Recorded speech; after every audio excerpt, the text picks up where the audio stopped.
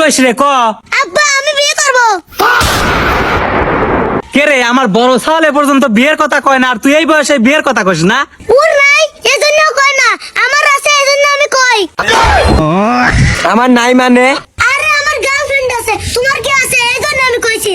ও এই কথা তুই 10 বার করে ক। সেটের বাল, তোমার প্রেমিকা থাকুক আর যাই থাকুক, আমার বড় সাল তুই, তোমাকে আমি বিয়ে দেবো না নে। আচ্ছা ভাই তুমি বিয়ে করতে চাও না কে? তোমার জন্য আমি বিয়ে করে পারতেছি না। আরে ছোট, আমি তো বিয়ে কিসের লাগে করি না, আমার একটা সমস্যা আছে। আমি আগে থেকে জানতাম তোমার সমস্যা আছে। দেখছো আব্বা? কে রে বেটা, তোর আবার কি সমস্যা আছে?